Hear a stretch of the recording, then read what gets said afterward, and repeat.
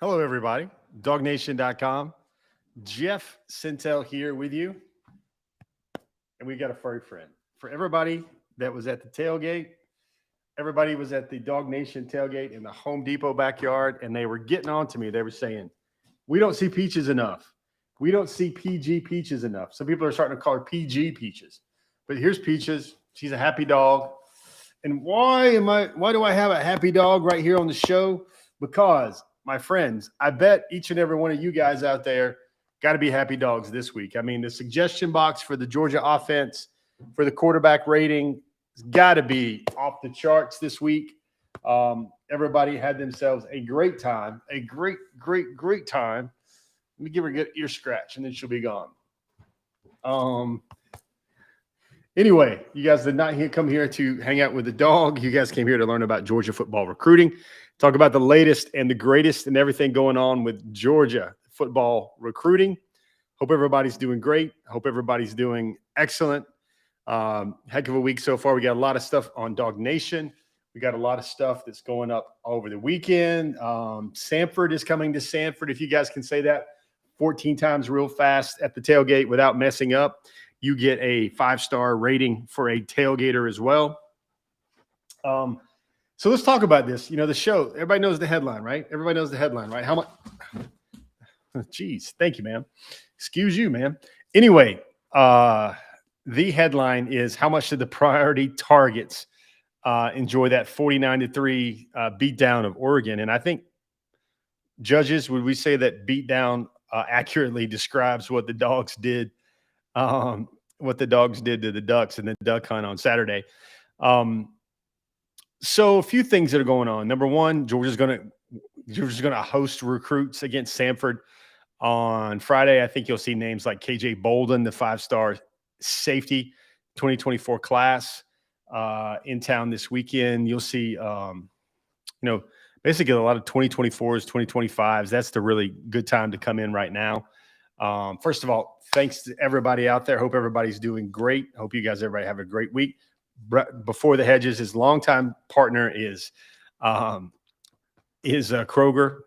You guys, Kroger. Remember that Kroger Boost? Remember those Kroger morning boosts every morning, folks? Remember, Kroger, $59 a year. You can get double your points. You can get so much more fuel points. You can get free shipping on your groceries. You would get the chance to save up to $1 per gallon on your gasoline when you bank up all those points. Speaking of banking up all those points, Georgia scored a lot of points with all the priority and major recruiting targets for the 2024 class, especially. And we've got some comments, we've got some thoughts, but let's do this. I know Ease Brown, you like that. Ease Brown's like, I know the receivers are coming. First of all, let's start off with something really cool, which is feedback from quarterbacks. One of those quarterbacks that was in the house at Mercedes-Benz Stadium on Saturday. Let's look at that first one first. We got some recruit reactions. Loving every bit of it. That was 5-star quarterback Jaden Davis. Now, the Davis recruitment's very interesting, and it's almost like I think DawgNation really doesn't know, what to do with Davis. Davis is a really talented football player. He's finally with a great offensive mind, an offensive play caller in Chad Greer at Providence Academy in Charlotte, North Carolina. Finally got receivers, finally got offensive line. I know people like to kick the tires on his stats a year ago, but whole new team, whole new emphasis. Really going to get a lot better in the next 2 years there with the Chargers at Providence. But he was at the game. This goes a long way. I think really Georgia, Michigan are really the teams to watch there. Also Clemson. But now you want to know about another quarterback. Let's look at this one.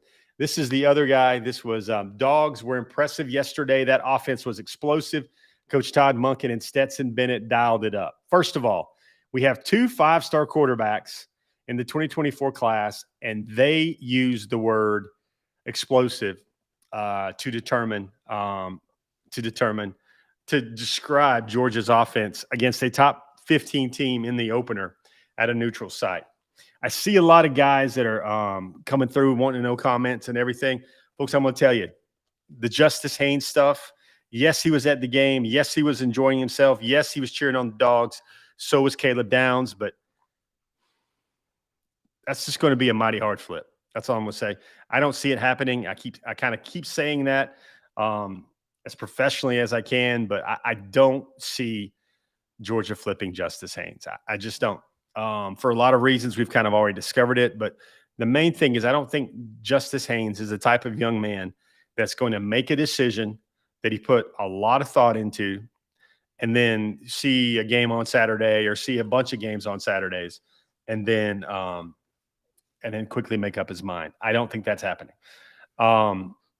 Doghouse Lawn Care. Hey man, I appreciate it. Thanks for the like button. I mean, it's just going to be really hard. And these guys, him and Caleb, are just very focused, driven young men, and for them to make a flip anytime soon, I mean, it would probably have to take 3 or 4 years of, 3 or 4 months of on target A+ recruiting for Georgia to just open up a wedge with both of them. I don't think that can happen, especially because Georgia's going against Alabama there. Tom Lavelle, you're right. I'm never going to say never in the hearts and minds of the most unstable entity on this earth, aside from plutonium and nuclear and what powers nuclear fusion and nuclear fission. I am going to just say going to be very hard to do. Just going to be very, very hard to do. I just don't see it happening. Jeff Horton, that was a stinger for Chris Smith. I don't know if he plays on Saturday. I don't know if he needs to play on Saturday. Georgia could probably be just as well served by getting a lot of reps for Ja'Cory Thomas and David Daniel Savannah. So that's kind of what I see happening there with this safety position. You know, obviously Dan Jackson and Malachi Starks. The more the merrier. The more reps they can get those young safeties, the better. And then I think we had a couple more. Let me show you a couple more. I want to go through them real fast. I'm just trying to and, Kirby's Visor, this is what I'm telling you. They just wanted to see a game. It was much easier for them to catch a 4:00 game in Atlanta when they both live in Metro Atlanta than traveling to Tuscaloosa and watching Alabama beat down Utah State. So I just think that was at play there. Again, if you guys saw our Peachtree TV broadcast, I talked to Justice from the Buford North Cobb game right afterward, and he says, "Listen," he says he's still 110% committed to Alabama. I think he used the term 120% with maybe other interviews with other reporters that were there. And then he said he's still locked in. He still loves the path he's on at Alabama. And really, he was going with like 9 of his Buford High teammates plus Caleb Downs. You can't interact with the coaching staff whatsoever. Justice just wanted to see a great football team play a great football game, and that's what he got. That's what he got to see. Let me see. We got, Brian Marcoulier. Somebody asked me if I was wearing a Prada soccer jersey. No, this is any Ted Lasso fans out there. All right, now show your cards, everybody. If you don't like Ted Lasso, that's a problem, but that's a topic for another show. But if you do, you and I can get along really well. One of those things I want to show you, Brian McPhail. That's a good question, though. I don't know if Georgia would get a lot of sacks. I would imagine Coach Hatcher and the Sanford Logs would want to play a lot of just because it makes a lot of sense. It's because it makes a lot of sense. But want to go back to maybe 1 or 2 more of those comments. I wanted to make sure that you guys get some context to a couple of those comments, and you guys are seeing these. When I started collecting these comments in the middle of the week, early in the week, over the weekend, I was like, probably want to save this for Hedges. That's why you haven't saw it on DawgNation.com yet. I always try to make sure the Wednesday night show gets some A1A type content or whatever. But if we could, Michael, if you don't mind, can we pull back up that screen and we can see one of the recruit quotes was really impressive to me. And this was like 4-star 2023 offensive tackle commit Monroe Freeling. And Monroe Freeling, who just committed to Georgia like last Monday, he said, who wouldn't pick UGA at this point, not to mention all the committed recruits showing out for the Dogs too. Monroe also said something to the effect that, as if I wasn't already steadfastly and strongly committed to Georgia already. He said that made his Georgia commitment go even stronger. And as a little aside to that is a nice little aside to that is that him and his family, they grew up in the Pacific Northwest. They grew up in Oregon. They moved to Charleston to get away from that gloomy weather. They wanted to experience more seasons. They wanted to experience, live by the beach and experience what a hot summer, southern states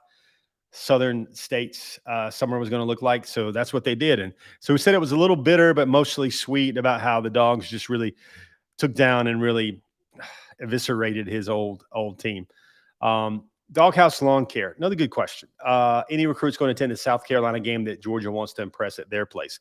I got a big one. Edric Houston, the 5-star 2024 defensive end, really impressive young man. He runs track. Folks, that's another kid that runs the 400 meters. He's a wrestler, and he's a 3-sport football player, plays defensive end at Buford. He is going to be at South Carolina for the Georgia game. He really told me he was just going to go watch Georgia, even though it was at South Carolina. Tom Lavelle, good question. Mason Short's visit to Alabama. Now, folks, this is a 2025 offensive tackle. The real deal, 6'6.5", about 295 already, 285 already. I think he can play left tackle in the SEC. Really, teams that are standing out right to him right now are Georgia, Bama. Bama actually got his very first college game visit this past weekend. He went to see Alabama play Utah State. That was his first college game visit ever. And Alabama, Mason Short. You know, it's funny. You've got David Sanders Jr. up in Charlotte, teammate of Jaden Davis. And then you've got Mason Short, two of the top offensive tackles in the country for that class. They look like really good prospects, even if they're in the 2024 class. That's how advanced they are with their skill sets for their positions. But those are two names to very much pay attention to and to keep in mind for the 2025 recruiting cycle. So there's that. I had somebody dropped a question about they wanted to know which commitment decisions are coming up. Well, there's two very big ones in the month of wide receivers. That's what September is going to be. September 23rd, you've got Hakeem Williams. Folks, I'm just going to be real with you. I don't see Hakeem Williams coming to the University of Georgia. And really the hope meter for Hakeem Williams has kind of ebbed and drained a lot. Not only is Georgia not surging, but other schools are kind of surging instead of Georgia, which would be Pitt, which would be Florida State. Hakeem Williams actually went to New Orleans on Monday for the, I believe it was Monday. No, it was Sunday. He went to New Orleans on Sunday for the Florida State LSU game for the 2023 class. And obviously Texas A&M is way in there. If you guys are noticing right now, Texas A&M is getting a little momentum in the class. They picked up TJ Shanahan. Raise your hand if you remember TJ Shanahan. There was some time where it seemed like early in June, Georgia was really strong with TJ Shanahan. And then when Arch goes one way and Justice goes one way, that kind of dream team atmosphere that TJ Shanahan was kind of buying into and vibing with at Georgia, that kind of faded. They also picked up a cornerback commitment over the last 2 days, another top 50 prospect there. And what they've done now is I think they've went all the way up from 40 from 40, I think the number 17, 18 in the country with that one. So those are to answer your question, I got into the space there about what's going on with wide receivers. And then September 27th, folks, maybe you probably, if you need me to, I'll kind of ask Peaches to do so. I've got to remain an objective, impartial journalist, but maybe I can get Peaches to cross her fingers and cross her paws for that one, because with Anthony Evans' decision and then with also what's happening in way Hakeem Williams is trending away from the Dogs, I feel Tyler Williams just becomes so very, very important. One of the things I'm going to do each and every week, besides of trying to matriculate and catch a lot of these questions on my heads up display right over there, is I'm going to try to spotlight a couple of guys. And Brandon Lesko, thanks for your kind comments on the shirt. We're going to try to we're going to try and spotlight a couple of guys that are committed in the class that are just playing their tails off. First guy we'll talk about is CJ Allen. That, to me, guys, he just keeps climbing up the rankings. CJ Allen has 37 tackles right now in 3 games, 16 solos. He's averaging about 12.5 tackles per game. That's good. That's the very good right there with CJ Allen. And really, he's one of those guys, I'm going to just tell you, he's going to be like a Jamon Dumas-Johnson type in this class. I'm the Kobe type in this class. That's how good he can be, even amongst this standout linebacker group that Georgia's bringing in. But CJ Allen is also, now I've heard coaches in Middle Georgia tell me that sure he's going to be an SEC linebacker. Hope he does great things. But right now, he is a dangerous man carrying the football in Georgia high school football. Right now, CJ Allen has 429 yards rushing on 50 carries, I believe. He's averaging 8.6 yards per attempt, 143 yards a game. He's got 7 touchdowns in 3 games. And folks, these are things where everybody sits there and they go, we know CJ Williams is we know CJ they know CJ Allen, excuse me, is coming. And they know they're trying to stop him and they're getting guys in gaps and they're cheating their defense. Doesn't matter. That's how effective CJ Allen has been. The second guy, and since we're on the topic of the month of wide receivers, folks, I got to tell you about a wide receiver. Everybody remembers Zayd Haynes, right? The speedster who at one time was committed to Rutgers and another time was committed to Penn State, and he kind of kept betting on himself. He kind of kept upgrading his recruiting offers, and then eventually committed to Georgia. Zayd Haynes, listen to his numbers from last week. Guys. So he went 5 catches for 177 yards and 2 scores for North Penn High School in Pennsylvania. Now, Georgia was able to get some good referrals from the family of Mark Webb Jr. and the family of DeAndre Swift here with Zayd Haynes.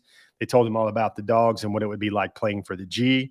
But then also, that was his second game of the season. But in his first game of the season, Zayd Haynes also scored a touchdown. I believe he had 97 yards receiving on like 4 catches and another big touchdown right there for Zayd Haynes for North Penn High School out of Pennsylvania. Another receiver to talk about is Tyler Williams out of Lakeland, Florida. You're going to hear about him a little bit later in our show, but he also, the first touchdown that Lakeland High School scored, that's a team that's expected to win the state championship down there in Florida.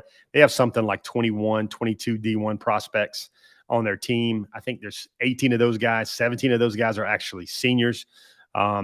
He caught an impressive 60-yard touchdown like a week or two ago to begin his season as well. That is what's going on right there. Oh, yeah, Randy Hall, definitely. Roderick Robinson is actually – see, the thing with Roderick, and everybody's wanting to go ahead and say flip. Dude, the guy has to visit Georgia. Folks, he has to visit Georgia. He's never visited Georgia before. He's still planning an official visit, still thinking about an official visit. So that's something to think about right there. When he takes an official visit to Georgia and he sees the grandeur and everything that's going on with Georgia, then we can talk about flipping. Then we can talk about Georgia having a shot. But to flip a kid from California without him even seeing Athens when he's committed to UCLA and he loves everything about UCLA – something to monitor, something to watch, but he's not really in that top target phase yet as well. Right there for Roderick Robinson, the second. Everybody's talking about that running back out of California. Since we're talking about all these names and everybody's going to drop into these names and everything else, let's look at our top targets. We've a little bit of shuffle with the top targets this week. These are the names I think that are the most prevalent right now that Dog fans need to know about for Georgia football recruiting. Number 9, that's Davian Hobbs. Folks, if you haven't seen the highlights for this guy, this is a monster. Catching passes, running wildcat, running the ball, scoring touchdowns. He's actually a 4-star defensive lineman, about 6'4.5", 270. Georgia, Tennessee, and Alabama, they're really in it. And it's kind of funny. Georgia and Alabama just got in it about a month or two ago when there was a point this summer when he was almost ready to commit to a school like maybe an Auburn or a North Carolina or Tennessee, something like that.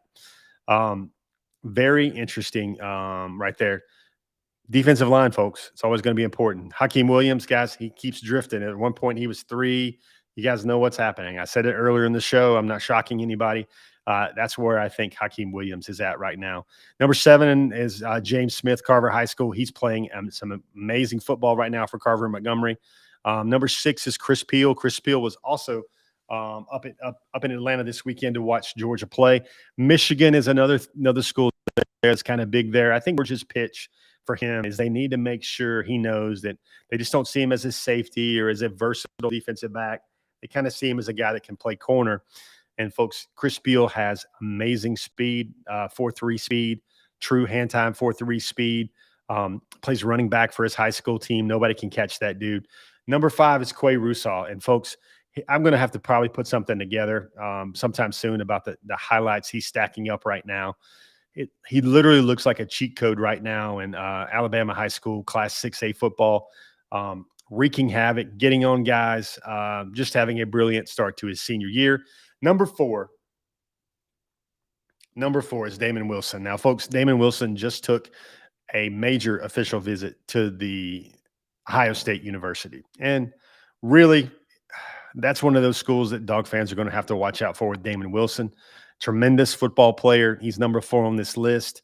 Damon Wilson was in Columbus for the big-time atmosphere between Ohio State and Notre Dame, and he was really impressed. And now this is a thing where, remember, he came and visited Georgia during June, and he spent like 3 days there. He was only going to spend like a day or so in Athens, but it extended out to a 3 or 4 day trip. And really, he basically was there when Sperling was there, and Lucky was there, and Justice was there, and Manning was there, and Shanahan was there, and Jalen Hale was there. And he really got official visit type treatment. So I don't really know how much he needs to see the best of Georgia when he already saw the best of Georgia this past weekend. Number 3, Samuel Mpemba. Actually, he was a guy that didn't get to see Georgia play this weekend. Why? Because he was playing an actual game in Missouri in the St. Louis area for IMG Academy. They were actually playing right around the same time, so it was very hard for a guy like Samuel Mpemba to watch the Dogs. Number 2 is Jordan Big Baby Hall out of Westside High School in Jacksonville, Florida. Folks, he's a difference maker. He is the type of defensive lineman that if he chooses the University of Georgia, he is going to get on the field fast, kind of like Christian Miller got on the field fast. I played in the fourth quarter of his first game, even though he broke his leg in the state championship game a year ago.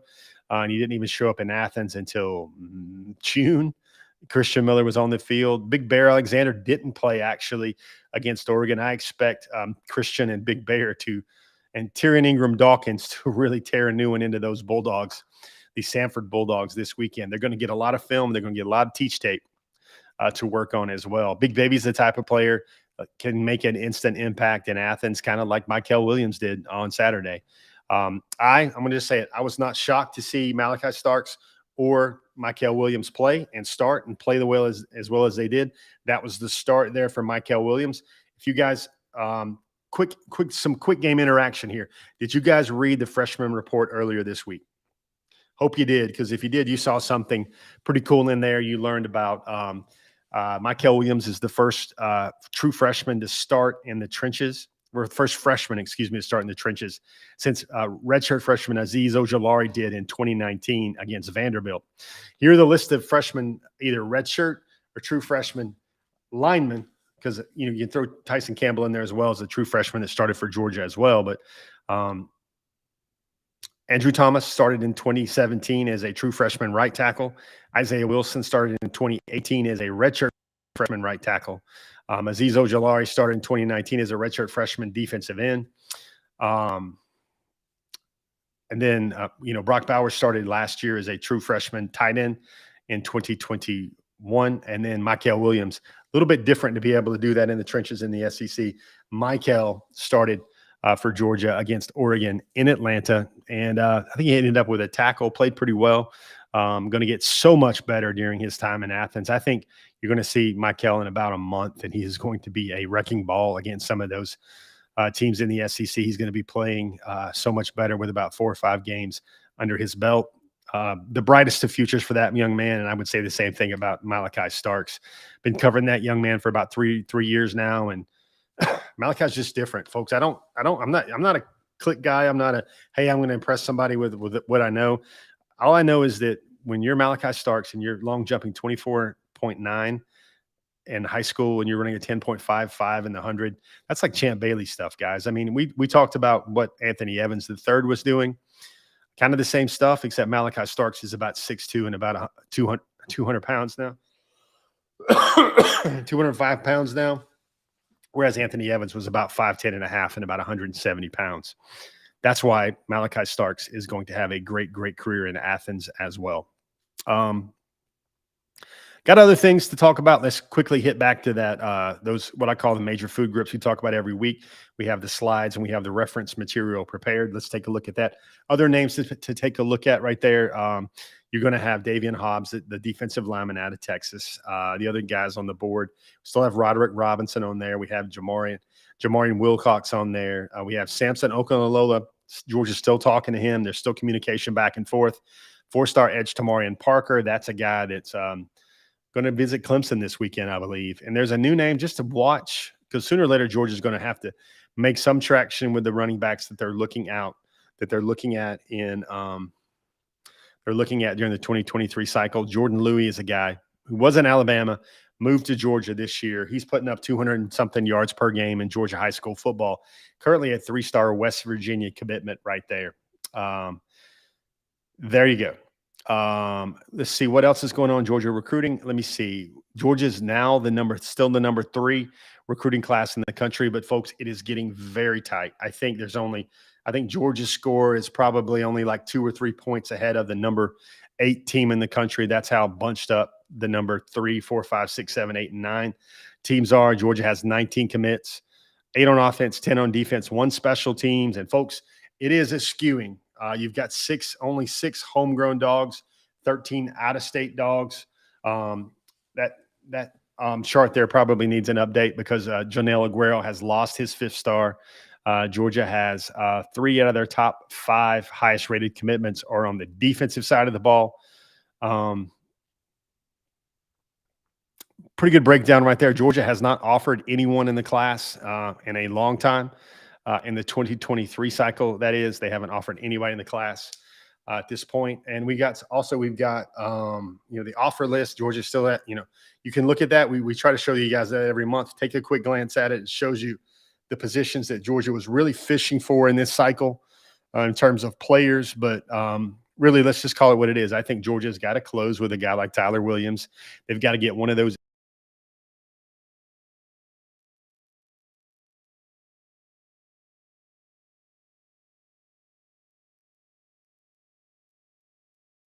play. They're going to play Alabama 2 times. And what's going to happen? Are they going to win both? Are they going to split them? Which one of the 2 they're going to split? Or are they going to outright sweep Alabama as well? I think what Georgia's does with it can do with its tight ends and its 12 personnel, 13 personnel, the way they can get so many mismatches if they just go 11 personnel with the choices people have to make. Or when Georgia has Darnell Washington and Brock Bowers on the field. Brock's in the best shape of his life. Darnell Washington has progressed rapidly. If you were at our DawgNation event at Marlowe's Tavern on the Thursday with Jake Fromm before, one of the things I pointed out to the audience is it was a really under the radar type hire. Georgia hired, and this is all legal now because Darnell was 2 years outside of his high school graduation year, but they hired his high school coach, his mentor, to work in Georgia's personnel department. And that was just another steady hand, another valued voice that would really help Darnell focus in on what this will be a year that paves the way, hopefully pave the golden brick road for him to an NFL first-round draft pick selection. He looked so happy. He looked so engaged with his teammates. You saw a confidence in him as he was going through the Home Depot backyard. You saw a confidence in him when he was making plays. Very happy. And I tell you what, when that guy tried to cut him, that's going to always be available for him because everybody's going to see that highlight now. They're going to like, oh, no, I'm not going to let Darnell go Super Mario Brothers on me and it show up on ESPN and everywhere. Yes, you are. You are, because you're not going to take on Darnell Washington, high. You're just not going to do it. I think one of the things Kirby Smart said this week in his press meetings is he talked about Denylon Morissette, Dylan Bell, CJ Smith, those 3 receivers, those 3 freshman receivers. I would look for those 3 guys to get a lot of run on Saturday. I would expect all those defensive backs to play. I would expect a lot of Branson Robinson. Folks, I'm going to throw those around lightly. I think Branson Robinson might run for his first 100-yard game as a Georgia Bulldog, or at least his first 75-yard game as a Georgia Bulldog on Saturday against Samford. Then I think he might do it again in another 2 weeks against Kent State. So he'll get this is really, and folks, this is what's going to be so intriguing about the month of September. And everybody's going to talk about, oh, they're playing Kent State. Oh, they're playing Sanford. For all you folks out there that are really intrigued and really interested in the backup quarterback, and will it be Carson? Will it be Brock Vandegrift? Will it be a guy like Gunnar Stockton, who is climbing fast? You're going to see a lot of reps from those guys, and they're going to have a lot of tape to get coached up by and get better by.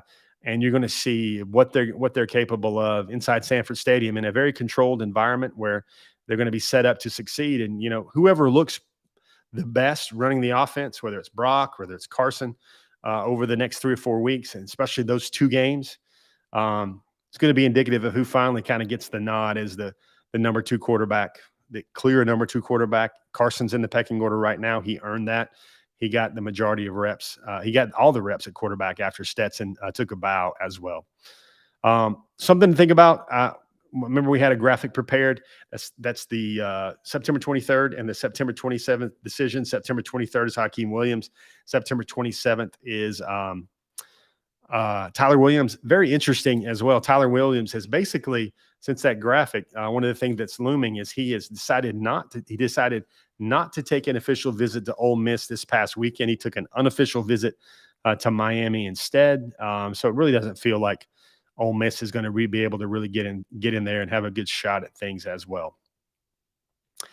Guys, that has been what I try to do the quickest 30 minutes or so, 31 minutes or so in Georgia football recruiting. Try to cover a lot of stuff from A to Z. I probably spent about 3 or 4 minutes answering questions as well. Now, guess what? You guys have got me. This is the question. You can call it happy hour or whatever. Fire away. You guys got a question, anything you want to know about Georgia football recruiting. If you want to say something sly like, what can you tell me? What can you not tell me that you wish you could tell me that I'm really going to appreciate? I'm going to wink twice if that question comes up, because still some good stuff coming, guys, in 2023 class for Georgia. Georgia football recruiting. Brett Hunter, this is a great year for Marcus Rosemy-Jacksaint. Number one, great that he stayed. Number two, did you see him make that big tackle and get fired up about it when he made that tackle against Oregon on kick team? Very excited to see him. He also caught a ball. And folks, you got to remember that 2020 recruiting class, that was Arian Smith, and it was Jermaine Burton, and it was Marcus Rosemy-Jacksaint, and those guys were all top 100 receivers. It's what you got to have. And Georgia had it in that class. And then, thankfully, they've made brilliant evaluations with Ladd McConkey and Jackson Meeks. Folks, Jackson Meeks is going to play some ball for Georgia, and also Dylan Bell. Dylan Bell is going to play some ball, and Adonai Mitchell is going to play some ball. Interesting to think about there. You see Georgia just ripping through teams with Ladd McConkey. Nobody can even stay within 3-4 yards of him. And you see what A.D. Mitchell can do. Very crucial seasons for them, because if they do play, they could play great this year. They could have all SEC seasons. And both of them, folks, they are 3 years removed from their high school class. Ladd redshirted the 2020 season, and then he had the 2021 season, and then he has the 2022. I believe Ladd, my information is correct, he came into Georgia with an associate's degree. So I think he's going to be able to graduate probably like May of next year. Great season for him. Who knows? And the same thing with Adonai Mitchell.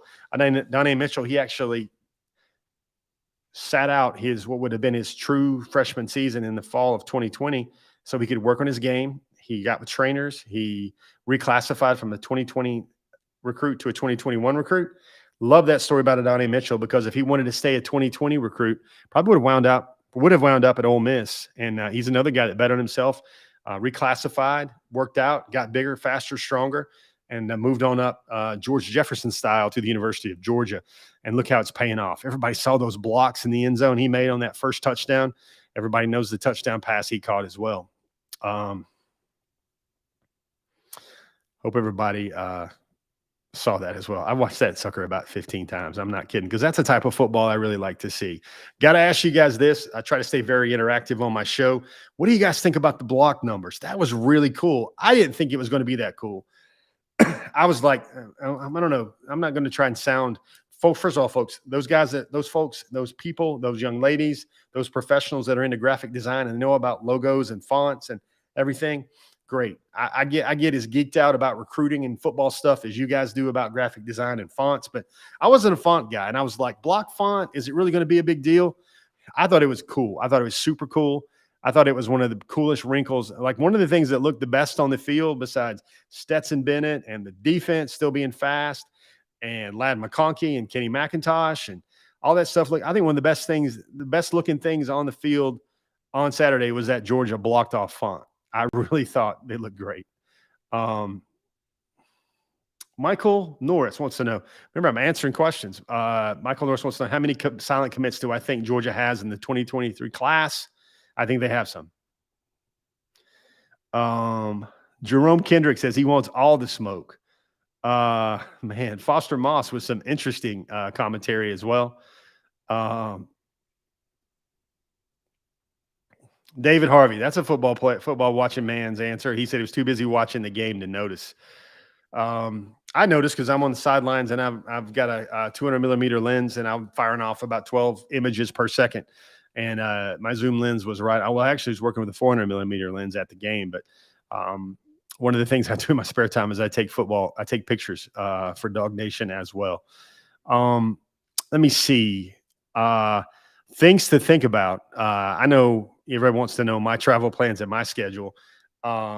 Brian McPhail, that was a good one. Block numbers for the receivers, right? I guess A.D. Mitchell earned his block number for that week, right? I would say here's a game I can't wait to go see. I can't wait to go see IMG Academy at Central Phoenix. That's in Alabama, Central Phoenix High School in Alabama. That's where Tamarian Parker is, we mentioned him earlier, but that's where one of the highest rated commitment in the Georgia class, A.J. Harris. Folks, you guys remember him on Before the Hedges. You remember how amazing he was on Before the Hedges, one of our top 5 all-time guests. Brought so much energy, was so fun to listen to. A.J. Harris plays for Central Phoenix, and he's going to be going against an IMG Academy team that has a lot of dudes, including Samuel Mpemba at outside linebacker. I'm going to be there. I'm going to be in Alabama that weekend, that Friday night, watching that game because can't wait to see A.J. Harris live in person again, and I can't wait to see what Mpemba looks like after about 3 or 4 games at outside linebacker as well. Let me see, George Freeze. George Freeze, hope I got that right, either Freezy or Freeze. I think the class will get to about 30 names, 28, 29, 30 names. It's going to depend on how many guys go pro and how many guys go portal, which would open up room. I know Georgia can take like 37 if it had the room and everybody went pro again, but you got to keep that number under 85 as well. Jerry Dogs fan, one of the things you guys missed the tweets, right? I'm sure you do. One of the tweets that just happened, if we'd have had the, right before we went on the show, I think he tweeted out around 7:00 was Brett Thorson tweeted out. He had some pictures of him from his first college game, but one of the things he tweeted out was that he said something to the effect that Stetson Bennett hates Australians, and I thought that was such a cool line because obviously Stet kept scoring and didn't give him a chance. Didn't give him a chance to punt. Baggins and friends, MJ Sherman is not hurt. He was on the kick team. He kind of came in spots, especially when the second team and third team got in when the game was out of hand. I thought that this is a big year from MJ Sherman, no doubt. Brandon Willis, I'm not concerned about the sacks at all. The reason why is that I think Oregon's largest pass completion was 9 yards. They didn't take any shots downfield at all besides the one that Malachi picked off, really. And they just knew Georgia was coming, and they knew they had to get rid of the ball fast, even with a very veteran and savvy, experienced offensive line. And the other thing, Nix is a great athlete. There was one play where Nolan Smith dumped him on his head, but I mean, both of those were fantastic, very fine athletes. One of the things that I'd heard before the Oregon game was that when he was at Auburn, he was like one of the 15, 20th fastest players at Auburn. But then when he got to Oregon, he was one of the faster players at Oregon, like top 10, top 5 top guys. And that's the type of speed difference you see between a pretty strong Oregon program and the Pac-12. I mean, they played for the Pac-12 championship. They got bounced twice by Utah, and then what a top-tier SEC BCS championship contender really looked like. Suzanne Akins, that's a good take right there. I think I'm with that. I'm down with that. She rewatched the game, and Oregon wasn't terrible. Georgia just looked so good. I thought it was a great game plan to get the ball out fast for Georgia and get the ball out on the corners. and really see how well the future first round draft picks, Justin Flo and Noah Sewell, could get to the ball. And those folks are not going to be able to catch Aladdin McConkey and Kenny McIntosh. Kenny McIntosh had an especially terrific day. I thought he made himself some really good NFL draft tape. And I thought his stock's certainly rising with the way he played on Saturday in Atlanta. Guys, it's been a great Before the Hedges. I hope you guys learned something. I hope you guys like some of that early information from the recruits, especially those 2 5-star quarterbacks in the 2024 class, because I think that's probably the biggest story on everybody's mind right now. What is the next quarterback going to be for Georgia? Who is the next quarterback going to be for Georgia? Very likely going to come in the 2024 class. It will come in the 2024 class if it is a 5-star recruit as well. Guys, that's been Before the Hedges. I've had fun hanging out with you. I tried to get a lot of your questions in there. I see people talking about flips. David Harvey, I think the flips have got to happen later in the cycle. Like I said earlier, the running backs, those are going to have to happen with visits. And then there's a wait and see receiver in this class that everybody's pointing to and wondering, Georgia going to get in on that guy? Can Georgia get in on that guy? That would be a huge name if it does. Al Chandler, that's a good one. He's already talking about Juju. Juju was in the game, and Juju looked great. He's looked great. Did you see where Juju and Carrollton took down Rome last weekend? That was perfect. Speaking of perfect, it's been another perfect Wednesday night. I'm Jeff Sintel for DawgNation.com. Everybody out there, be well. Hope you guys have had a great week so far. Hope you guys are going to have a great rest of your week. We'll see everybody in Athens on Saturday. If you see me walking around with a big camera, see me on the sidelines, do not be a stranger. Say, hey, man, how's it going? Tell me to answer your question on Before the Hedges. Tell me your question for Before the Hedges. Maybe I'll remember it. I'll try to remember it with my reporter's brain, but surely enjoyed hanging out with you tonight. Hope you guys learned something about Georgia football. As always, all this stuff is brought to you by Kroger.